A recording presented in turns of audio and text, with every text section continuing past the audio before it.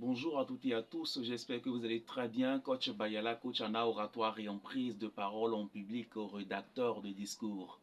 Alors ce matin, n'est-ce pas, il est vrai que c'est dimanche, bon temps de repos à vous, mais nous allons un temps soit peu parler encore de l'art oratoire et de la prise de parole en public. Vous voyez, quand on est passionné d'un métier, quand on maîtrise vraiment un domaine qui est considéré comme notre fief, qui est considéré en réalité, n'est-ce pas, comme notre talent, et même en dormant, parfois nous rêvons que nous sommes en train de travailler.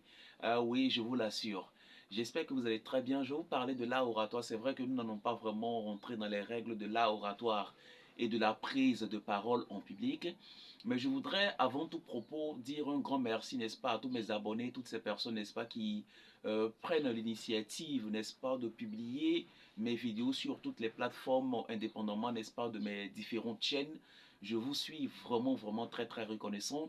Que la nuit, n'est-ce pas, de votre chemin soit lumière de midi. Merci de rester toujours branché, de rester scotché. Ensemble, nous allons travailler pour améliorer, pour abonner, n'est-ce pas, votre bagage langagier, pour abonner, n'est-ce pas, votre vocabulaire. Alors récemment, j'ai laissé un mot, le mot croquignolesque. Croquignolesque. Il y a des personnes, n'est-ce pas, qui ont donné la définition du mot, mais ce n'était pas la définition exacte. D'accord? Quand on vous donne un mot en français, il faut chercher le sens et la signification, l'employabilité, n'est-ce pas? Je vais dire l'emploi dans un contexte, d'accord? Et pour cela, il vous faut vraiment de meilleurs dictionnaires, des dictionnaires vraiment à jour. Quand on parle de ce qui est croquignolesque, c'est-à-dire ce qui est, n'est-ce pas, ridicule, absurde. Par exemple, l'homme politique a tenu un discours croquignolesque qui, même les ignorants du premier rang, ne peuvent en croire.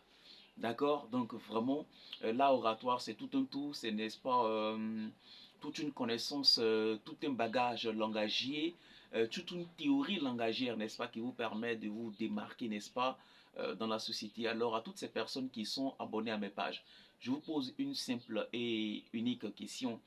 Est-ce qu'à partir du moment où vous regardez mes vidéos, est-ce qu'aujourd'hui, vous vous sentez très à l'aise et est-ce que parfois vous avez, n'est-ce pas, le courage de prendre, n'est-ce pas, la décision de vous exprimer devant un public, aussi conséquent soit-il?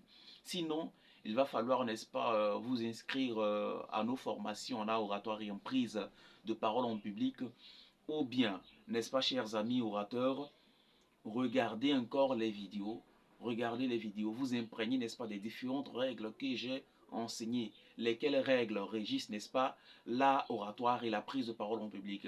Alors pour ce faire, il va falloir, n'est-ce pas, pratiquer le dynamisme dans l'apprentissage, c'est-à-dire il va falloir toujours et continuellement apprendre, apprendre, se donner à fond. Merci beaucoup. Il ne faut pas vraiment être dans un domaine et ne pas bien maîtriser le domaine. Pourquoi? Parce que le demi-savoir est tout aussi dangereux que l'ignorance.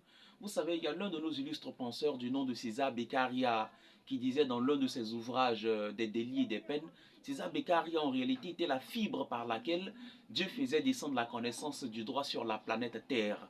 En réalité, il disait ceci, que le demi-savoir est plus dangereux que l'ignorance aveugle. Parce qu'au mot qu'engendre l'ignorance, il ajoute des erreurs sans nombre qui sont les suites inévitables d'une vue bornée en deçà des limites du vrai. Vous voyez, quand on ne maîtrise pas un domaine, il ne faut pas vouloir exploiter le domaine. Il faut d'abord apprendre avant de venir exploiter.